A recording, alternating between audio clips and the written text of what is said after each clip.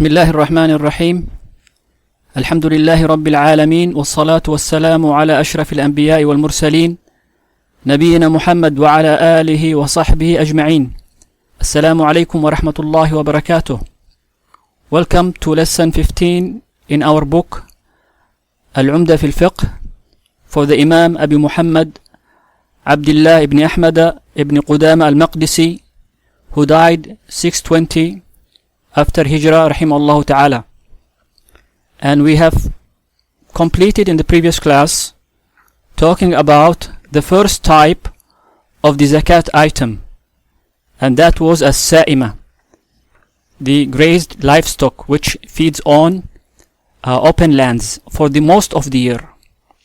And today inshallah ta'ala we'll go over the chapter Babu Zakat al-Khariji min al-Ard, a chapter on the items which comes out from the land or earth. And the Sheikh started his statement by saying وَهُوَ نَوْعَانِ أَحَدُهُمَا النَّبَاتِ. It is of two types. The first type is the plants, and the proof for the zakat of the plants is Allah's statement subhanahu wa ta'ala. Allah's statement subhanahu wa ta'ala وَأَنْفِقُوا مِنْ طَيِّبَاتِ مَا كَسَبْتُمْ وَمِمَّا أَخْرَجْنَا لَكُمْ مِنَ الْأَرْضِ. And spend from the good that you have gained and what we have brought for you from the land. And also Allah subhanahu wa ta'ala statement وَآتُوا حَقَّهُ يَوْمَ حَصَادِهِ, and give its due rights on the day you have harvested the crop. And we have the hadith of the Prophet sallallahu alaihi wasallam in Bukhari when he said فيما سقت السماء والعيون أو كان عثريا العشر وفيما سقي بالنضح نصف العشر. So whatever is irrigated by rain or spring or a flowing river on land, or by means of springs and the like, or whatever is irrigated through costly matters, by paying for the water or by digging to bring the water out. In this case you give nusful ushur, meaning half of the 10th of that crop. So these are the proofs from the Qur'an and the Sunnah that the zakat of the plants is obligatory.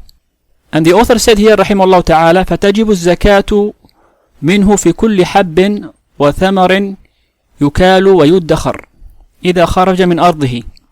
And now he'll start mentioning the conditions in which if they are met, then it becomes incumbent upon that person to pay the zakat of those crops. So the first condition he mentioned is that the crop has to be either grain or fruit. So the grain and fruit is the first condition. If anything is not a grain or a fruit, then there is no zakat upon it in this case. And then he mentions the second condition, which is yukal. Yukal means it is measured. Measuring has a way in which the crops are measured with, and we'll come to that inshallah ta'ala when the author mentions how it is measured. And also he mentions the third condition, that it is وَيُدَّخَرْ, meaning it is stocked. It can be kept for a so long time. It's not an item which may go rotten if it is kept for a few days. But this type of crops that you must give zakat for can be stocked for a long time. So this is the third condition. It must be also an item that can be stocked. And also additionally he mentions إِذَا خَرَجَ مِنْ أَرْضِهِ, meaning it comes from his land or a land which he has rented to grow the crop in. So in this case also he may give zakah for. But if the found if it's not his land, or if somebody found a quantity of crops of zakah in a forest or an open land, and he collected a big quantity of it that was not owned by anyone or grown by anyone, in this case here he does not give zakah. But if he had owned the land or he had rented the land and he grew the crops there, then in this case, once he meets those conditions, it becomes incumbent upon him to give the zakat. Even in the case if somebody buys a crop before it becomes ripe, in this case he must, the one who bought the crop before it becomes ripe, he gives the zakat for. But if a person buys a crop from someone's land, and he bought the crop after the signs of ripe have been observed on the crop, in this case the owner of the land is to give the zakat, but not the one who is buying the crop. And the next condition, which is the fourth condition, وَبَلَغَ خَمْسَةَ أَوْسُقٍ, it must reach 5 awsuq. This is the nisab of the grains and the fruit that is harvested from the land. So whenever he harvests from the land a quantity which reach 5 awsuq, here it becomes obligatory upon him to give zakat for this item. And we'll get to the awsuq, how much exactly it is. And then he mentions the proof from the sunnah for that, and the statement of the Prophet sallallahu alaihi wasallam. He said, ليس في حب ولا ثمر صدقة حتى يبلغ 5 أوسق. He said, there is no in grains or fruit a sadaqah, meaning a zakah, until it reaches 5 awsuq. So the wasaq here, like the author mentions, he said ستون صاعا. The wasaq is measured by being 60 sa', and the 1 sa' is the equivalent of 4 mudud. The mud means a 4 handful, 2 handful, a 2 handful of the grain. This is called 1 mud. So 4 of them equals to 1 sa', and 60 sa' equals to wasaq. So in this case, for the 60 sa', how many 2 handful do we have? We say 60 by 4, we get 240, 2 handful. This is 60 sa'. And the zakat nisab is 5 awsuq, 5 wasaq. So in this case, 5 by 240, we get almost 1200, 2 handful of the grain. So this is the amount of zakah that should be given if the harvested crop, grain or fruit reaches that much. So the Sheikh mentions here some measurements which was used back then. He said, وَالصَّاعُ رِطْلٌ بِالدِّمِشْقِ وَأَوْقِيَةٌ وَخَمْسَةُ أَسْبَاعٍ أوقية أو وخمسة أسباع أوقية. So he said it's the sa' is almost 1 pound in Damascus measurement, and 5 an ounce, and 5/7 of an ounce. So this is a measurement used back then, and this is the nisab. He said فجميع النصاب, which is almost ما قارب 342 رطلا وستة أسباع رطل. So it's almost 342 pound and 6/7 of a pound. But this is almost equivalent to 612 kilograms. And of course it varies from one item to another. So for instance, the kale or the measurement of the rice may differ from the measurement of the barley and from the measurement of the dates. Even within the dates, among its varieties of dates, you may find that the measurement and the weight may vary in this case from one type to another. So notice the types of crops. It must be grain, and it must be a fruit which can be kept for so long. So the fruit, not any fruit that you give zakat for, but a fruit that you can keep for a so long time, like in the case of the raisins, the grapes, you dry it and becomes raisins, then you give the zakat in raisins. Similarly, the case with the dates can be kept for a long time, therefore there is zakah on. But for the case of grains, we have like the rice, the barley, the wheat, the corn, raisin, and so on, coffee beans and so on. Those are zakat items that a person, whomever grows, once he harvests them, he needs to measure how many wasaq did his harvest reach. If it reaches 5 wasaq, then he must give zakah for that type of crop. And then he mentions how much he should give out in zakah for that crop. And he said, وَيَجِبُ الْعُشْرُ فِيمَا سُقِيَ مِنَ السَّمَاءِ وَالسِّيُوحِ. So you must give 1/10 of the entire harvested crop if it were irrigated by rain, or if it were irrigated by water which is flowing on earth, like the case of rivers and springs.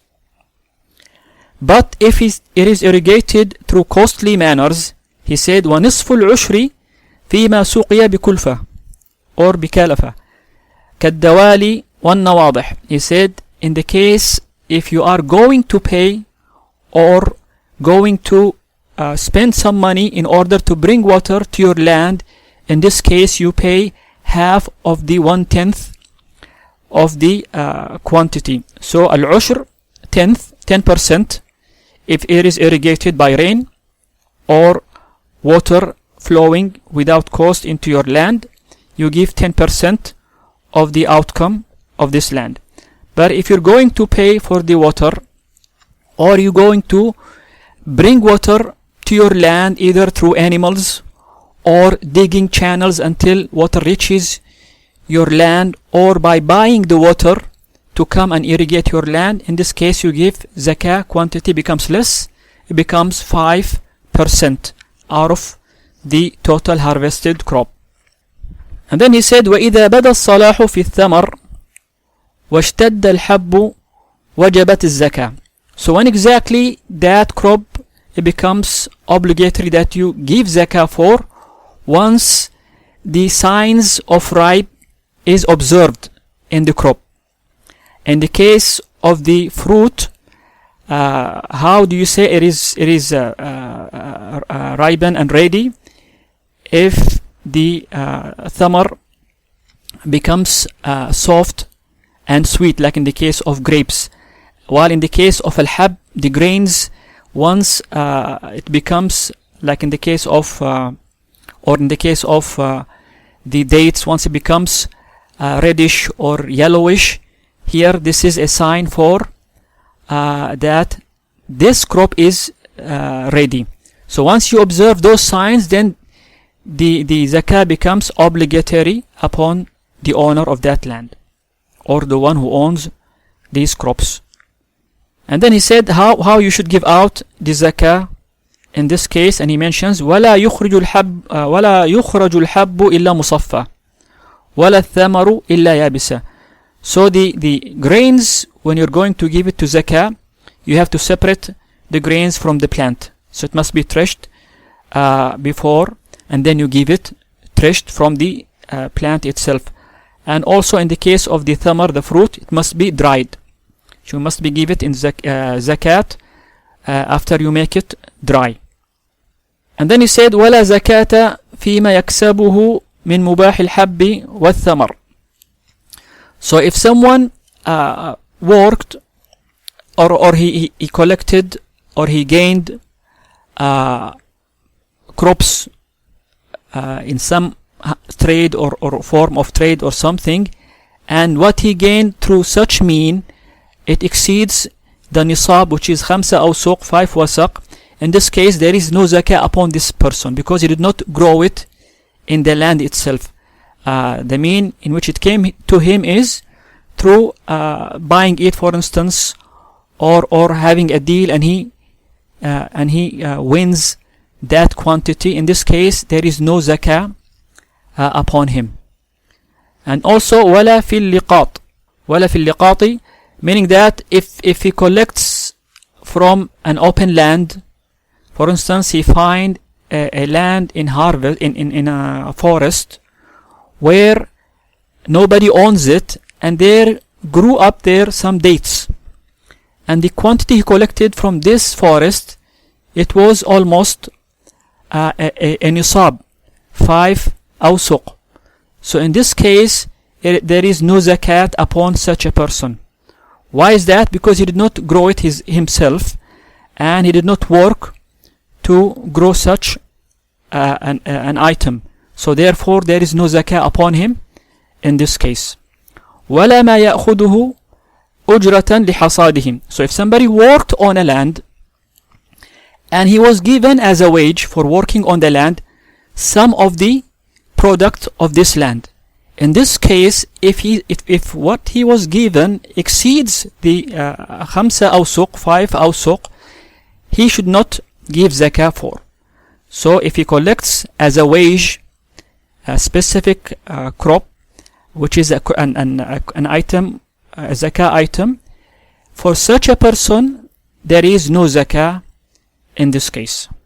And then the author said, rahimahullah ta'ala, وَلَا يُضَمُّ صِنْفٌ مِنَ الْحَبِّ وَالثَّمَرِ إِلَى غَيْرِهِ فِي تَكْمِيلِ النِّصَابِ. So in this case, he said you should not combine two kinds of grains or fruit to each other to complete the required quantity for zakat, the nisab.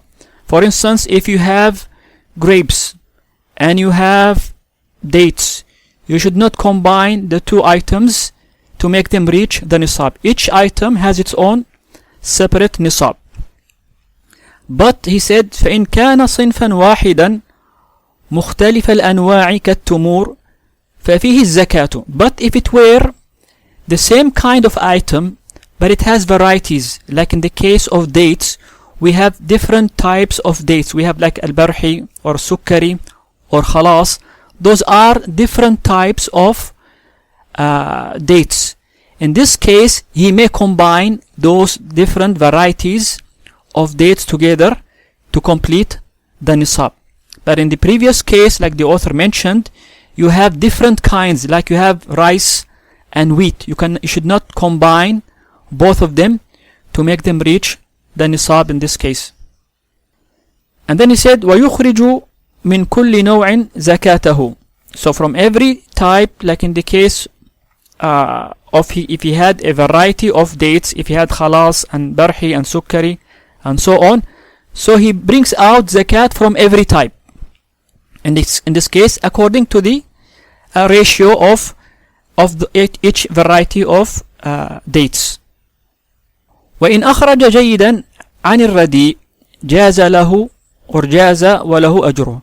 But if he gives out a good quality of that harvested item, although he had a bad quality of that item, it is fine to do so, and he is rewarded for doing that. But he should not bring a bad quality of dates, for instance, as a zakah, when he has good quality with him. So this is the first item, which is the plants that come out from the land. The second type, which the author mentions here, is al-ma'dinu, the minerals which come out from the land. He said, فَمَنْ اسْتَخْرَجَ مِنْ مَعْدَنٍ نِصَابًا مِنَ الذهب أو الفضة أو ما قيمته ذلك من الجواهر أو الكحل أو الصفر أو الحديد. So whomever extracts from the land a type of mineral and it reaches the nisab of dhahab, the nisab of gold, or the nisab of fidda, the quantity of zakat for silver, أو ما قيمته ذلك, or whatever is equivalent to the nisab of gold and silver, but that extracted item was jewels or kohl, which is the lead that is put on the eyes, al-kuhl, or al-sufar, the copper, or iron. Those extracted items from the land, if they reach the nisab in their cost of the gold or the silver, then he must give out the zakat of that, which is rub' al-ushr, 2.5%, like the nisab of the zakat of the dhahab, the gold and the silver. So those minerals which are extracted from the land, if they reach the nisab of gold or the nisab of fidda, in the case of gold it is 85 grams, in the case of fidda it is 595 grams. If it reaches one of them, then in this case he must give zakat for those minerals, and he gives out 2.5% of the cost or the price of those minerals which were extracted from the land. And the proof for the minerals from the Qur'an, Allah's statement subhanahu wa ta'ala, يا أيها الذين آمنوا أنفقوا من طيبات ما كسبتم ومما أخرجنا لكم من الأرض. O you who believe, spend from what good you have gained, and whatever you extract from the land. So this is the proof that minerals are also included as items of zakat, which are part of the second type, the items which comes out from the land. And for those minerals, he said here, وَلَا يُخْرَجُ إِلَّا بَعْدَ السَّبْكِ وَالتَّصْفِيَةِ. So those minerals should not be given in zakat unless they are molded, meaning to be melt and refined from whatever impurities are with them. So those items, there is zakah upon them, and their zakah is similar to the zakah of dhahab, gold or silver. And then he says, وَلَا شَيْءَ فِي اللُّؤْلُؤَ, or في اللؤلؤ والمرجان, ولا شيء في اللؤلؤ والمرجان والعنبر والسمك. So there is no zakah for pearls or coral which are taken from the sea, or amber, or a samak, fish, the amber and the fish. Those items, there is no zakah upon them. ولا في شيء من صيد البر والبحر. Nothing which is hunted on land or fished from the sea, there is no zakah upon such items. And then he mentions a different category among the items which are taken from the land, and he mentions al-rikaz. He said, وَفِي الرِّكَازِ الْخُمُسِ. The rikaz is whatever treasure is buried in land which was buried before Islam. So it is dafnul jahiliyyah, whatever in jahiliyyah time was buried, and somebody finds it these days, then there is a ruling for finding such treasure, and you should give zakah for it. And he mentions now the amount that should be given. He said, أي نوع كان من المال قل أو كثر لأهل الفيء وباقيه لواجده. So this type of rikaz, he should give 1/5 of it, which is 20% of it, in zakat. And it takes whether it was a little or more or less in quantity. So there is no nisab for it, but once he finds it, he should give out 20% of it. And where and to whom should be it given? He mentions that لأهل الفيء. The أهل الفيء, al-fay is the money collected from the kuffar, or the booty taken from the kuffar, the disbelievers, without a war. So the fay, whatever is collected from the kuffar, the disbelievers, without a war, while the maghanim, the booties of war, called maghanim, and they have a different way to divide them. But in the case of Ahlul Fay, if any money the Muslims find from the kuffar without having a battle, in this case 1/5 of it is divided in a specific manner. So this 1/5 itself, to deal with it as fay, it should be also divided into 5 portions. So this 1/5, 20%, should be divided into 5 portions. The 5 portion, like Allah subhanahu wa ta'ala said, وَمَا أَفَاءَ اللَّهُ عَلَى رَسُولِهِ فَلِلَّهِ وَلِلرَّسُولِ وَلِذِي الْقُرْبَى وَالْيَتَامَى وَالْمَسَاكِينِ وَابْنِ السَّبِيلِ كَيْ لَا يَكُونَ دُولَةً بَيْنَ الْأَغْنِيَاءِ مِنْكُمْ. So those are the 5 categories of people who should get this 20%. So the first portion of the 20%, 1/5 of it goes for Allah wa Rasuluh, meaning to be spent in the general need of the people.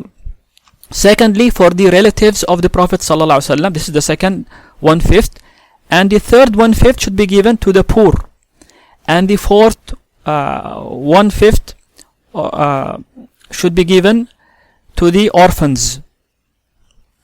and the fifth should be given to the masakin. The first for Allah wa Rasuluh is the first 1/5. The qaraba is the second. The fuqara is the third.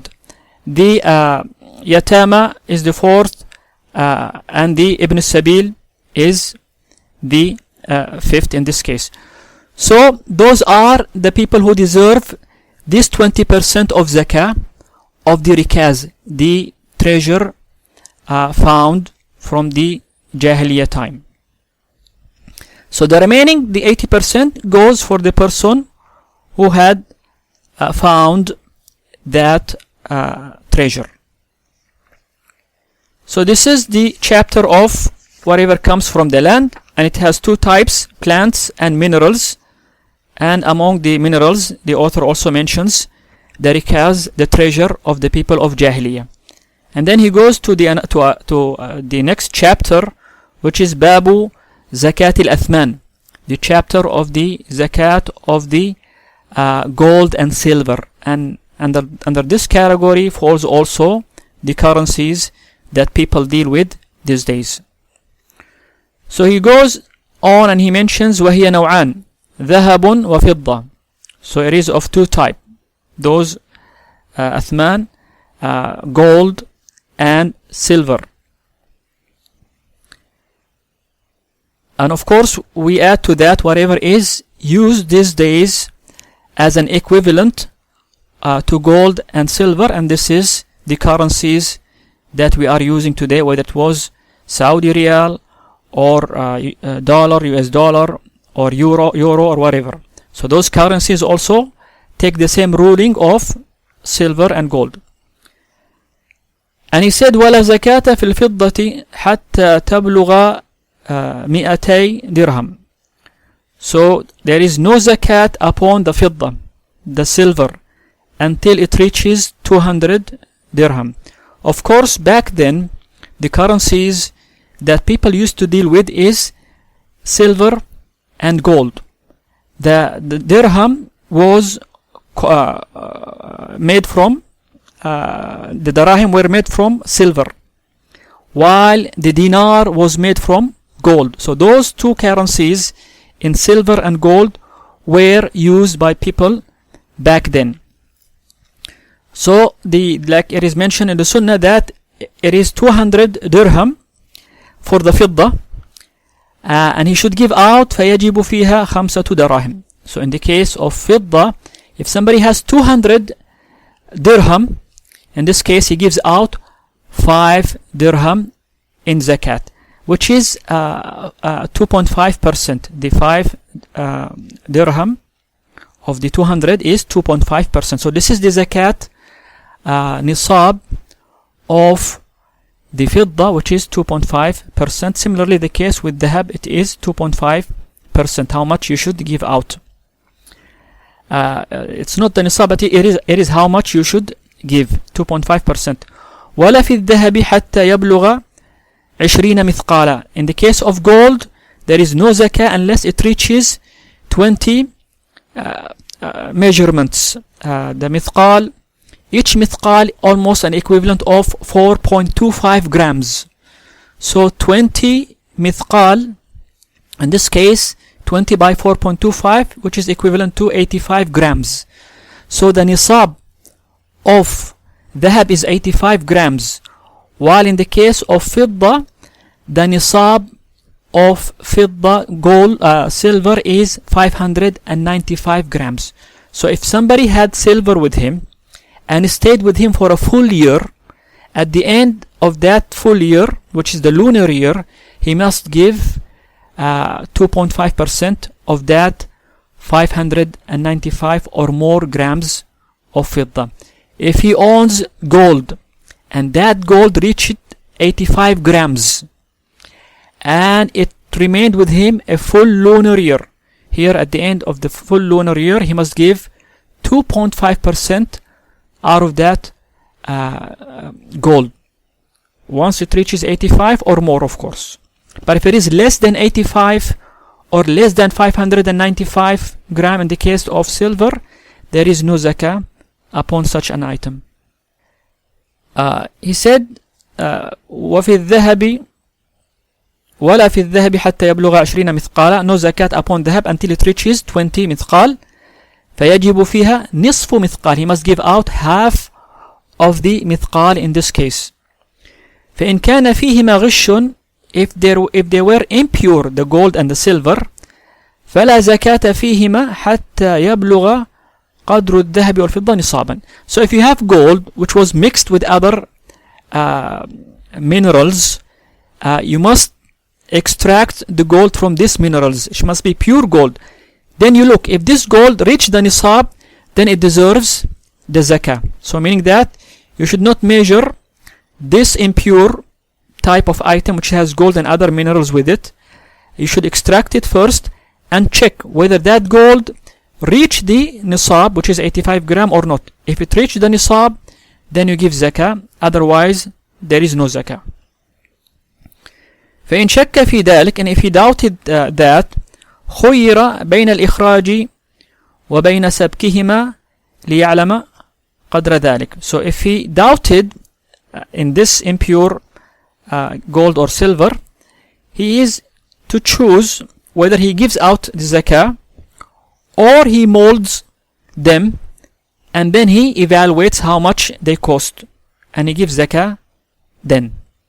And then the Sheikh talks about here an issue which is the gold which is used by women to wear. And he said ولا زكاة في الحلي المباح. He said there is no zakah in the huli, which is the gold which women use to wear, which is a permissible type of jewelry in this case. المعد للاستعمال والعارية. So this jewelry which is permissible, if it were kept to be used, to be wear by the women or to be lent to others, for a woman uses it and at the same time it may lend it to her fellow relative females. In this case, such gold, such jewelry, according to the author and the madhab here, there is no zakah upon it. And of course this is the opinion of the jumhur, the majority of the scholars, unlike the Hanafi, when that it is obligatory to give zakah upon such type of items. But the madhab here and the jumhur said there is no zakah upon such jewelry which is worn by the woman, used by the woman to wear. So there is no zakah. But if she bought gold to keep and not wear as a mean of saving money in another form as gold, here they say you must give zakah for it. But if you are going to use that gold to wear and give others to wear, in this case there is no zakah upon such gold. This opinion also is supported by 5 of the Sahaba, 5 of the companions, like in the case of Aisha and Asma and Jabir and Ibn Umar wa Anas. All of them declare that there is no zakah upon such type of jewelry. Also Imam Ahmad said why he resorted to this opinion. He said because there is the statement of 5 amongst the companions that support that there is no zakah upon the jewelry made from gold which are used by women to wear. And then he said rahimahullah ta'ala ويباح للنساء كل ما جرت عادتهن بلبسه من الذهب والفضة. So what is permissible for the women whatever is known by tradition for them to wear from gold and silver. This is permissible for women to use and wear. And it is permissible for men, وَيُبَاحُ لِلرِّجَالِ مِنَ الْفِضَّةِ, and it is permissible for men to wear which is made from silver. Of course, we know that men cannot wear anything from gold. It is haram upon them to use anything made from gold. But it is permissible for them to use whatever is made from fidda as a khatam, a ring, وَحِلْيَةُ السَّيْف, the ornament which is used for the sword, وَالْمَنْطِقَةِ, the belt, وَنَحْوُهَا. So whatever is like that, it is permissible for the males to use as long as it is made from silver but not gold. فأما المعد للكراء والادخار أو المحرم ففيه الزكاة. But here he says, whatever is prepared for renting, somebody buys gold and he's doing business with it, he's renting this gold for others to use, or he's using the gold as a mean to save it. Instead of having it in money, he changed it to gold and he's saving it, he's not using it. Or if that gold was muharram, meaning that it is forbidden upon a person to use, like in the case of males, if they have ring made from gold or they have bracelet made from gold for them to use, in this case they must give zakah for. So whatever is prepared for renting or saving, or even if it were haram upon a male to use or a woman to use, but it were of gold, here also they must give zakah for, which is 2.5%. And of course, how do we measure the gold and silver? In this case, we say we give 2.5%. What about in the case of the currencies? In the case of the currencies, we evaluate the currency to whatever item is beneficial for the poor. For instance, these days, if the fidda, the silver, which is less in cost than the gold, so therefore we measure the amount of money that we have based on the nisab, the quantity of silver. For instance, we know the nisab of silver is 595 grams, and we know the nisab of gold is 85 grams. The cost of grams these days is really cheap compared to the gold. Let's say we have 1 gram cost 1 real of silver. So in this case, we have the 595 grams will be equivalent to 595 reals. But in the case of gold, we have 85 grams. Let's say the 1 gram costs 100 reals. So 85 grams, which is equivalent to 8,500.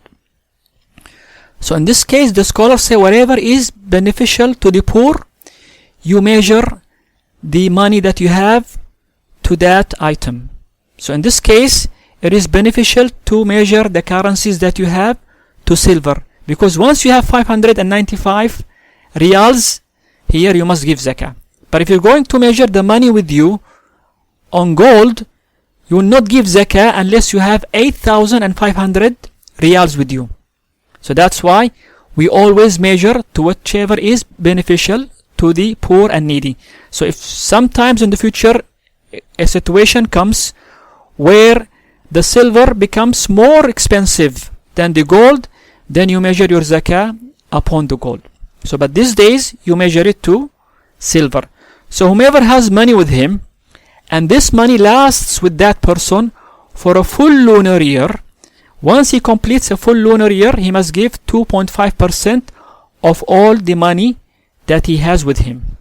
Also, he must include, in this case, any gold or silver that he has. So if he has gold and it exceeds 85 grams, he gives 2.5% of that quantity which exceeded 85 grams.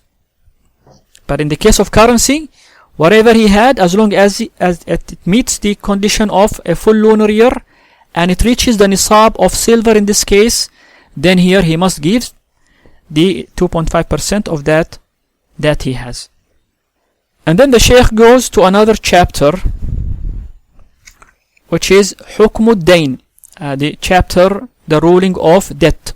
If somebody lends someone money and the money remains with that person for more than a year, what is the rulings here? Does he give zakah for that money which he does not possess in his hand right now or not?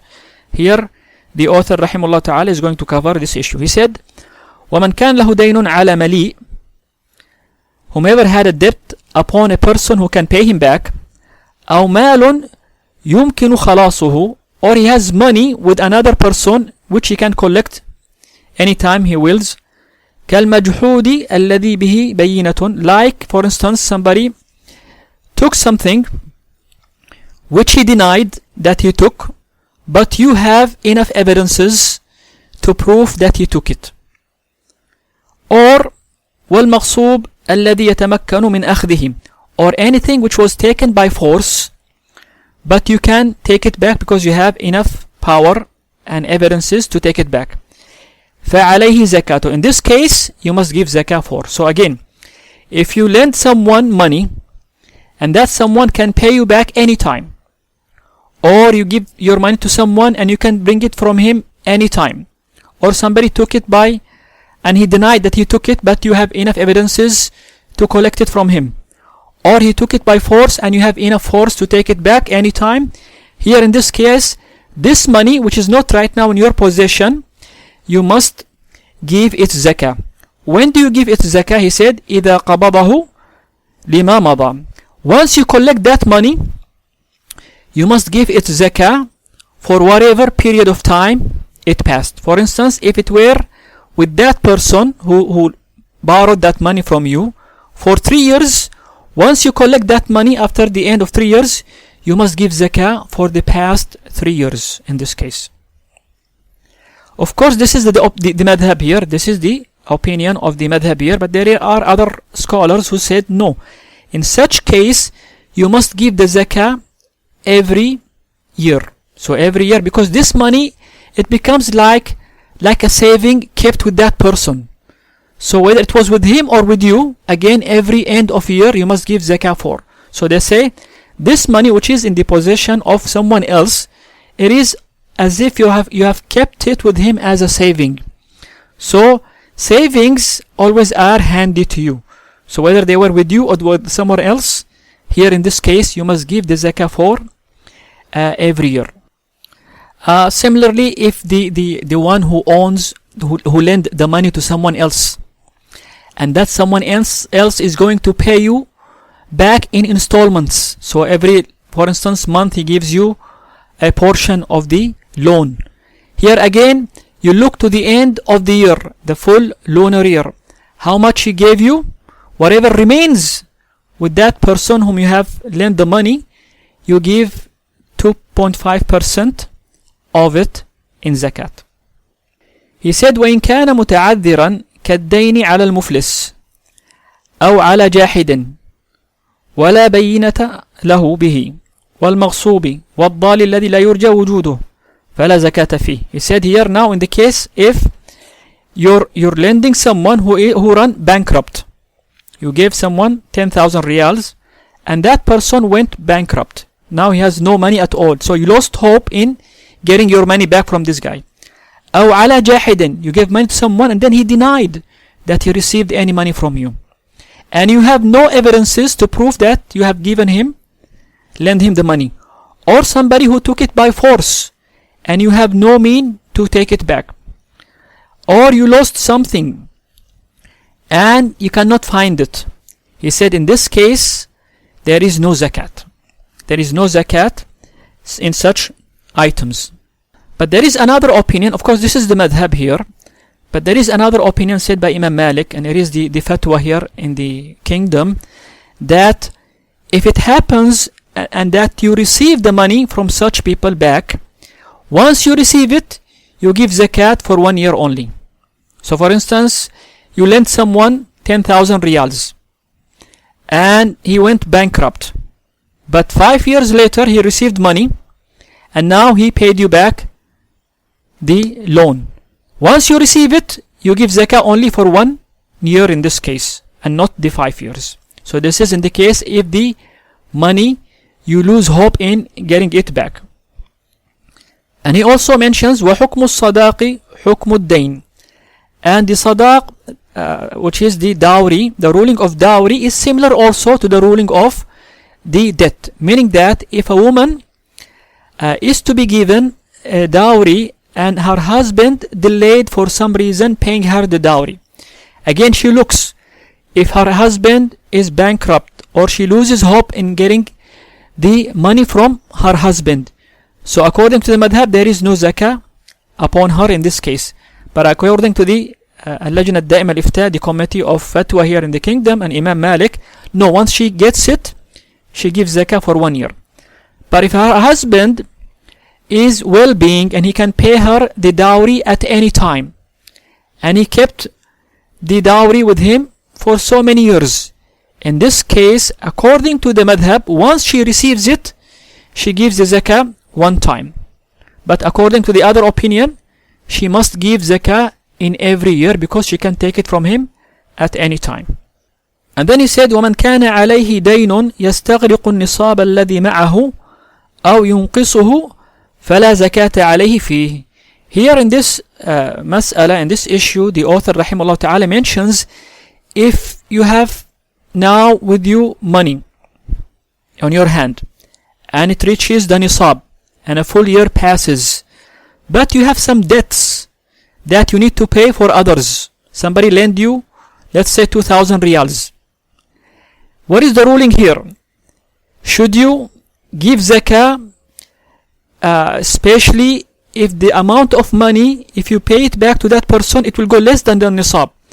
According to the madhab, you don't have to give zakah even if the money is with you and it is more than nisab, but your debt makes your balance go below the nisab. Here, according to the madhab, there is no zakah in such case. So again, for instance, let's say the nisab is 595 riyals of money, and I have with me 2,595. Let's round that number. Let's say the zakat is 600 riyals, and I have with me the zakat nisab is 600 riyals, and I have with me 2,600, and somebody lend me 2,100. So now the full year passed and I have with me 2,600. According to the madhab, because I have a loan to pay, I have a debt to pay, that's why if I pay the debt, it will go, if I exclude the debt, it will go, my nisab will go less than the 600, the nisab, which will come in this case 500. So in this case they say you shouldn't pay the zakat. You shouldn't pay the zakat. And this is of course the opinion of the Jumhur, the opinion of the majority of the scholars. Unlike the fatwa here in the kingdom, Sheikh bin Baz, Ibn Uthaymeen, they say even if you have debt and you kept the money with you, did not pay the debt before the completion of the full year, and it remained with you, and it is more than nisab, still you have to pay the zakah for that total amount that you have with you. You're not exempted from the zakat. But the madhab here and the majority of the scholars, they say if your debt will decrease your balance, will make it less than the nisab, in this case you don't have to pay the zakah. And they use the statement of Uthman radiallahu anhu when he said, إن هذا شهر زكاتكم فمن كان عليه دين فليقضه وزكوا بقية أموالكم. He said, this is the shahr of zakat. Whomever had a debt, let him pay his debt and then give zakah for the remaining amount. Meaning that if the remaining amount was more than the nisab, here you give zakat for the remaining nisab, for the remaining amount, but not the amount including the amount that you have to pay for the debt in this case. So this is their proof, is the statement of Uthman radiallahu anhu, like in the Muwatta of Malik. That's why the Jumhur went into this opinion. Whomever had a debt, and that debt, if he extracted from the balance will go less than the nisab, Here in this case, there is no zakat upon such a person. طيب, let us, I think we'll stop here, and inshallah ta'ala we'll carry on with the next type of zakat item, which is the commodities prepared for sale. بارك الله فيكم وجزاكم الله خيرا وصلى الله على نبينا محمد وعلى آله وصحبه وسلم. السلام عليكم ورحمة الله وبركاته.